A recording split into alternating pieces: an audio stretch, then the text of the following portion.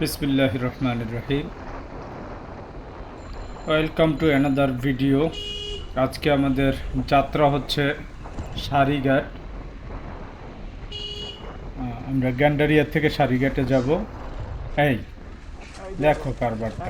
হ্যাঁ, রিক্সাওয়ালাদের অবস্থা হচ্ছে এরকমের, আপনি যেমনই হন না কেন তার যেতে হবে। বিশেষ করে অটো রিক্সাগুলো আসার পর থেকে তো এই ঝামেলাটা বেশি হয়ে যাচ্ছে। ঢাকা শহরে বিশেষ করে পুরান ঢাকায় গাড়ি চালানো যে কতটা কষ্ট, সেটা যারা পুরান ঢাকায় গাড়ি না চালাইছে তারা বুঝবে না। আমরা সারিঘাট যাব, যে সারিঘাটকে সাধারণত কাশফুলের রাজ্য বলা হয়।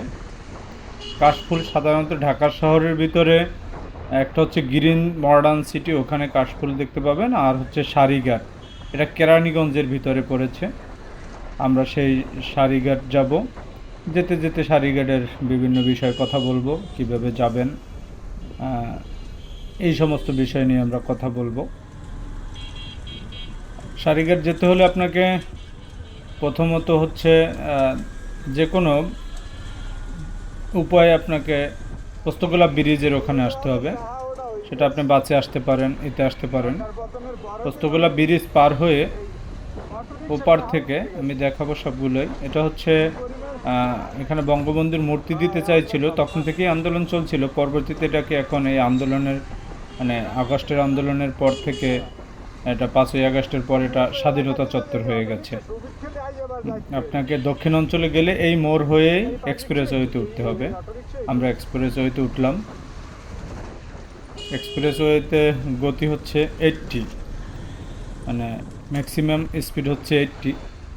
যদিও সবাই 80 মানে না, অধিকাংশ মানুষই মানে না, কারণ এই সমস্ত রাস্তায় উঠলে আসলেই আপনি 80-তে চালাইলে দেখবেন একটা বাস 110 120-এ চালাই যাচ্ছে। অনেক সাফরি হুন্ডাও আছে, তারাও আপনার আগেই পাশ কাটায় চলে যাবে। তখন আপনারও খারাপ লাগবে, কিন্তু খারাপ লাগলেও কিছু করার নাই। একটা বিষয় আমাদের সবসময় মনে রাখতে হবে, যত গতি তত ক্ষতি। সেটা আমি মানি, কারণ যখন আমি 80-র উপরে গাড়ির গতি উঠাই তখন আমার মনে হয় যে আজরাইল আলাইহিস সালাম আমাকে সামনে দিয়ে ডাকতেছে যে আসো আসো, তোমাকেই তো দরকার। এরকমের একটা আমার মনেই হয়। সবারই পরিবার আছে, সবারই আছে। আমরা বাইকটাকে ফ্যাশন না করে বাইকটাকে আমাদের প্রয়োজন যদি মনে করি, এবং এটা যদি মনে করি যে আমি একটা পাবলিক ট্রান্সপোর্টে গেলে তো আমি এত দ্রুত যেতে পারতাম না, আমার ইচ্ছা মতো যেতে পারতাম না, সেক্ষেত্রে আমি রিক্সায় গেলে যতটুকু সময় লাগবে তার ডাবল সময়ে যেতে পারলেই আমার হলো। এই বিষয়টা আমাদের সবারই মনে রাখা দরকার। কারণ বেশি গতির গাড়ি, আপনি ব্রেক সিস্টেম যদি একটু ভালো না হয়, তাহলে আপনি অনেকটা সময় এখান থেকে আপনি নারায়ণগঞ্জের দিকে যেতে পারবেন। ফতুল্লা নারায়ণগঞ্জ বাম দিক থেকে সামনে হচ্ছে পোস্তগোলা ব্রিজ। পোস্তগোলা ব্রিজ পার হয়ে সাথে সাথেই আপনাকে নামতে হবে ইকুরিয়া পার বলে, বা এখানে ইকুরিয়া বিএলটিএ আছে ডান পাশে, ওইখানে আপনাকে নামতে হবে। আমি যেতে যেতে বলবো। এখান থেকে আমরা এখন বর্তমানে পোস্তগোলা ব্রিজের কাছাকাছি চলে আসছি। ধুলাইপার মোড় হয়ে তারপর এই পোস্তগোলা ব্রিজ এখান থেকে শুরু। আমরা পোস্তগোলা ব্রিজটা পার হব। আগে এই ব্রিজটা দুই পাশে মাঝখান দিয়ে আইল্যান্ড ছিল না, তখন আরও কঠিন ছিল। এখন আইল্যান্ড হয়েছে, খুব ভালো হয়েছে। যেহেতু এক্সপ্রেসওয়ের সাথে সংযোগ, এই জন্য এক্সপ্রেসওয়ের সাথে তাল মিলিয়ে এই আইল্যান্ডটা করা হয়েছে। তো এখন আমরা যাচ্ছি। আমার সাথে আমার একজন পিলিয়ন আছে, তাকে সাথে নিয়েই ঘুরতে যাচ্ছি। ওখানে একটু ছবি টবি তোলার। একটু আগে বৃষ্টি হয়েছে, এই কারণে আসলে রাস্তাঘাট একটু ভিজা। কাশফুলের কী অবস্থা হবে সেটা আসলে ওখানে না গেলে বোঝা যাবে না, ওখানে যাই আগে তারপর বুঝতে পারবো। আমি এর আগেও একবার গিয়েছিলাম, বেশ ভালোই জায়গাটা, মানে একটা বিকাল ঘোরার জন্য পারফেক্ট জায়গা। এই জায়গাটা আসলে সারা দিন আসার মতো না, তবে ফ্যামিলি নিয়ে একটা বিকাল দুপুরের পরে ঘোরার জন্য সুন্দর একটা জায়গা, যে আপনি খোলামেলা পরিবেশ পাবেন। তবে সমস্যা হচ্ছে ওখানে বৃষ্টি হলে আপনাকে গাছ নেই, যে গাছের নিচে দাঁড়াবেন সেই গাছটাও নেই। পুরো ফিল্ড, ওটা মূলত মানে কৃষির জমি ছিল, সেটা বালু দিয়ে বড়াইয়া করছে। এটা আমরা এই নামলাম, পোস্তগোলা ব্রিজ থেকে ডাইরেক্ট নেমে একটু সামনে এসেই বামে একটা রাস্তা চলে গেছে, আমরা এই বামের রাস্তা চলে যেতে হবে। আর সোজা গেলে মাওয়া, যদি আপনি সোজা চলে যান মাওয়া পদ্মা সেতু চলে যেতে পারবেন। আমাদের জাতির পিতা হযরত ইব্রাহিম আলাইসাল্লাম এক্সপ্রেসওয়ে নাম হয়েছে এখন, আগে যেটা ছিল সেটা তো ছিলই। এ হচ্ছে অটো, অটো মাঝখানে দাঁড়াই আছে, এমন অবস্থা যে এদেরকে গালি দিতেও শরম লাগে। ও যাত্রী ডাক দিয়েছে, ও যে জায়গায় আছে ওই জায়গায় দাঁড়াই, এরকম একটা বিষয়।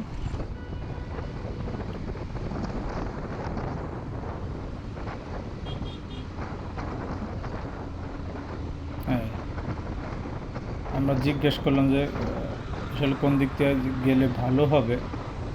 এদিক দিয়েও একটা রাস্তা আছে, সামনে দিয়ে আর একটা রাস্তা আছে। যেহেতু সামনের রাস্তাটা আগে ভাঙ্গা ছিল, একজনে বলল যে ওই রাস্তাটা একটু ভালো হয়েছে, সেক্ষেত্রে আপনারা ওই রাস্তাটা ধরে যেতে পারেন, আপনাদের জন্য সুবিধা হবে। তো আমরা চেষ্টা করব ওই রাস্তা দিয়ে যাওয়ার।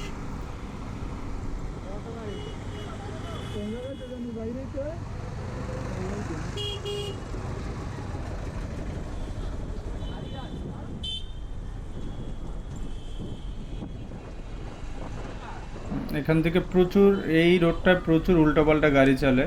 যদি আপনারা কেউ আসেন একটু সাবধানতা অবলম্বন করবেন, কারণ এখানে গাড়ি আপনার কোনো লেন নেই যেহেতু, সেক্ষেত্রে ওয়ান ওয়ে লেন, সেই ক্ষেত্রে আপনাকে একটু সাবধানতার সহিত গাড়িটা চালাতে হবে।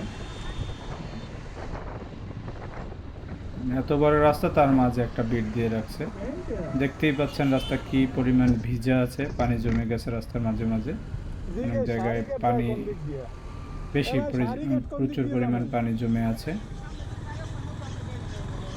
ধন্যবাদ। আমরা এই রাস্তা দিয়ে ডান দিকে চলে যাব। এখান থেকেও ঘোরার ক্ষেত্রেও আপনাকে সাবধানতা অবলম্বন করতে হবে। দেখছেন সামনের রাস্তার কি অবস্থা, মানে আপনার কি বলে, নদীতে পানি না থাকলেও এই রোডে পানি থাকে। শুকনার সিজনেও আমি এসে দেখছি তখন এখানে পানি ছিল, কেন তা জানি না। এই একজন লাট সাহেব গাড়ি মানে মোড়ের ভিতরেই গাড়ি পার্কিং করে সে তার কাজ করতেছে, এ হচ্ছে অবস্থা। আর এই রাস্তার বিষয়টা হচ্ছে যে আপনি আশেপাশে পানি পাবেন না, তবে আর এই রাস্তাটা আগে আরও ভাঙ্গা ছিল, এখনও ভাঙ্গা। তবে আর এই যে ডান পাশে একটা পার্ক আছে, এই পার্কটা বন্ধ আছে, সুন্দর একটা পার্ক, মানে মনোরম পরিবেশ। কী কারণে বন্ধ আছে সেটা জানতে পারিনি বা চেষ্টাও করিনি, তবে পার্কটা অনেক সুন্দর, ভিতরে সব কিছুই পরিত্যক্ত অবস্থা আছে, সব ধরনের মানে বাচ্চাদের জন্য সব ধরনের আছে।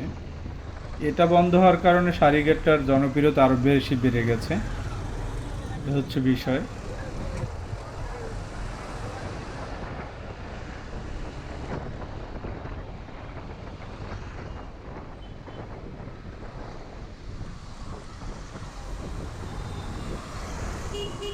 বিভিন্ন এলাকায় এটা আমি যখন 2018 সালে আসছিলাম তখন এতটা উন্নত ছিল না। 2018 বলবো না, 2015 বা 16-র দিকে আসছিলাম, একটা মানে আমাদের বাচ্চাদের নিয়ে এখানে ঘুরতে আসছিলাম, তখন এত বিল্ডিং টিল্ডিং ছিল না। এই 5-7 বছরে অনেক বিল্ডিং উঠে গেছে, আবাসিক এরিয়া হয়ে গেছে, মার্কেটও গড়ে উঠছে। এই যে এখানে একটা ভালো মার্কেট আছে, আল আরাফা ইসলামিক মাদ্রাসা আছে, এখানে পাশে একটা সুন্দর শপিং মল আছে, যেটা আসলে এই সমস্ত এলাকায় যে এত সুন্দর শপিং মল হয়ে গড়ে উঠছে সেটা আসলে আসলে সত্যিই অনেক ভালো লাগে। রাস্তার অবস্থা দেখতেই পাচ্ছেন, এগুলো মনে করতেছেন বৃষ্টির জন্য এরকমের, না, এটা 12 মাসই এরকমের। রাস্তার অবস্থা খুবই খারাপ। তো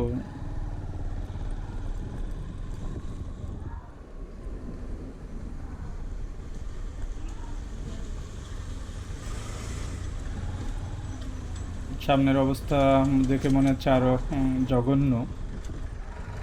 ভালো রাস্তার অবস্থা হচ্ছে, রাস্তা ভালো নেই, মাঝখান দিয়ে গেলে হয়তো বা এর অবস্থা হচ্ছে এরকমের, যে যেদিক দিয়ে পারে। এবং সবচেয়ে বড় সমস্যা হচ্ছে যে পেজ রাস্তা, তার উপরে কাদা, স্লিপ কাটার, আপনার ব্রেক কষলে স্লিপ কাটার সম্ভাবনা 199। এজন্য গতি নিয়ন্ত্রণে রেখে খুব সাবধানে আমরা যাওয়ার চেষ্টা করতেছি। যদিও আমি বেশি গতিতে গাড়ি চালানোটা পছন্দও করি না এবং নিজে চালাইও না। আমার ফ্যামিলি আছে, আমার উপর আমি রাস্তায় বের হইলে আমাকে নিয়ে চিন্তা করার একজন আছে। এইটা হলো বিষয়। এই এলাকাটা থেকেই শুরু হয় আসলে সারিঘাট, অনেক সুন্দর দেখতে পাচ্ছেন। এই রাস্তায় এসে আপনি বিকেলে দাঁড়াই থাকলেও আপনার ভালো লাগবে, মানে সবুজ শ্যামল। ঢাকার মানুষ তো আসলে আমরা যারা গ্রামে বড় হয়েছি তাদের কাছে এটা আসলে আমাদের কাছে কিছুই না, কারণ এমন পরিবেশেই আমরা ছোট থেকে বড় হয়ে আসছি। তো ঢাকার মানুষ যারা ঢাকায় জন্ম মৃত্যু যাদের ঢাকায় হবে, তারা আসলে এই সমস্ত পরিবেশ পেলে দেখতে পাচ্ছেন যে ডান পাশে এই যেটা নদীর মতো আছে বা চ্যানেলের মতো আছে, মাটি দিয়ে ভরার করার কারণে এখানে আপনি পাবেন, নৌকা পাবেন। দেখতে পাচ্ছেন ডান পাশে যে নদীর মতো আছে, এখানে আপনি একটা নৌকা পাবেন। বিভিন্ন ধরনের নৌকা আছে, মাঝি সহ ডিঙ্গি নৌকা। আপনি এখানে ওদের কোনো ভাড়া নির্দিষ্ট নেই। ওই দেখতে পাচ্ছেন যে ডান পাশে কিছু নৌকা চলতেও আছে, ভাড়া এখানে নির্দিষ্ট নেই। আপনি এসে কয়জন আছেন, কয় ঘন্টা ঘুরবেন, সেটা ওনাদের সাথে কন্ট্যাক্ট, এবং রিজনেবল মোটামুটি। আর সবচেয়ে বড় বিষয় হচ্ছে এখানে পার্কিংয়ের ব্যবস্থা নেই, আর পার্কিং লাগেও না, কেউই এখানে পার্কিং করে না। যদি আপনি গাড়ি এখানে রেখেও যান দোকানের সামনে, একটু লক ভালো করে দিয়ে। আর এই দোকানগুলো মূলত এক বেলার দোকান, অনেক দোকান খুলেও নেই। আর কিছু কিছু দোকান আপনি এখানে চা বিস্কিট কলা, মানে এক বিকেলে, যেটা সকালে আসলে এখানে কেউই আসে না, স্থানীয় লোকজন যদি আসে এ হচ্ছে। আর পাশে হচ্ছে আপনাদেরই এখানে ভালো একটা রেস্টুরেন্ট আছে, যদিও আমরা রেস্টুরেন্টে যাইনি। ওই দেখতে পাচ্ছেন যে নৌকা অনেকে ঘুরতেছে ডান পাশে, এই যে দেখা যাচ্ছে। ভালো করে দেখাতে পারছি না, রানিংয়ে ছিলাম তো। আর এই যে এটা হচ্ছে একটা রেস্টুরেন্ট, ওপার হচ্ছে এখানে আপনার ঝুলন্ত একটা ব্রিজ দেওয়া আছে। এই ঝুলন্ত ব্রিজ পার হয়ে আপনি ওই পার গেলে, মানে এটা পুরোটাই সারিঘাট, মানে ওই পারে হচ্ছে আপনার ঘোরার জায়গা। এই যে মোটরসাইকেলটা রাখে এখান থেকে হচ্ছে এই ঝুলন্ত ব্রিজটা, এই যে ঝুলন্ত ব্রিজটা আছে এখানে, এই ঝুলন্ত ব্রিজ দিয়ে আপনি রেস্টুরেন্টে যেতে পারবেন। বহুত মানুষ যাচ্ছে।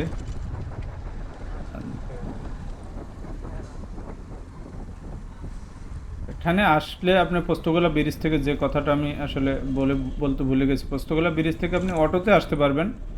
জনপ্রতি 20 টাকা, 30 টাকা, 40 টাকা, 50 টাকা, 60 টাকা, মানে যার কাছ থেকে যা নিয়ে পারেন। তবে আপনি যদি যাওয়ার সময় আপনাকে এমন হতে পারে যে জনপ্রতি আপনি 80 টাকাও দেওয়া লাগতে পারে বা 100 টাকাও দেওয়া লাগতে পারে, সেটা হচ্ছে মানুষের উপর নির্ভর এবং গাড়ির উপর নির্ভর। কারণ যাওয়ার সময় সব মানুষগুলো সন্ধ্যার সাথে সাথে একসাথে রওনা দেয়, তো এই জন্য মূলত সব মানুষগুলো করে।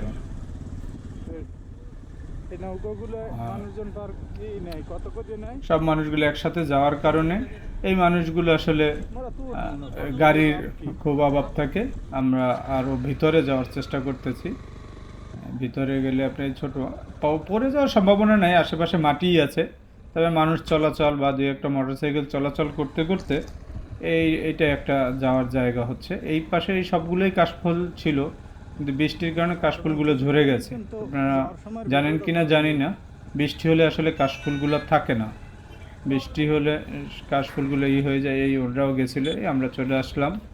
আসার পরে মোটামুটি ভালোই এখানে ঘুরলাম, আমরা অনেকগুলো ছবি তুললাম।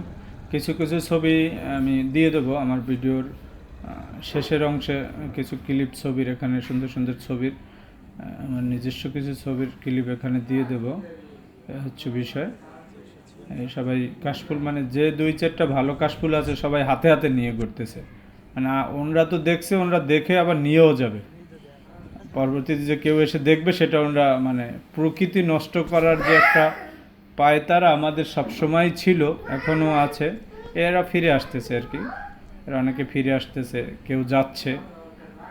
হচ্ছে আমরা সামনে যে থামবো, এবং থামার পরে আমরা করব যে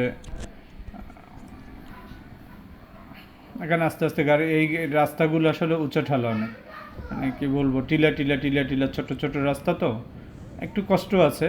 তবে দেখতে পাচ্ছেন যে ক্যামেরা আমার কেমন করতেছে। এই অনুযায়ী এখানে আসছে, এখানে একটু কাশফুল বেশি আছে। সেক্ষেত্রে ভিতরেও কাশফুল ছিল, আমরা ছবি তুলছি, ওখানে ভিডিও করা হয়নি। ভুল করে আমার ভিডিও ক্যামেরাটি অন ছিল আর আমি যে পাওয়ার ব্যাংক নেইনি, এই কারণে চার্জটা শেষ হয়ে গেছে, তাই পুরো ভিডিওটা করতে পারিনি। এ হচ্ছে বিষয়। ওখানে রাখার পরে আমরা ওই ভিডিও আর অফ করতে মনে ছিল না। এই যে দেখতে পাচ্ছেন চারপাশে এখন কাশফুলটা কম, ওই যে ভিতরের দিকে দেখা যাচ্ছে যে কাশফুল আছে, কিছু কিছু কাশফুল আছে। আমাদের কিছু কাশফুলের ছবিও তুলেছি। আমার সাথে আছে ইমরান। হচ্ছে এই হচ্ছে এরিয়া।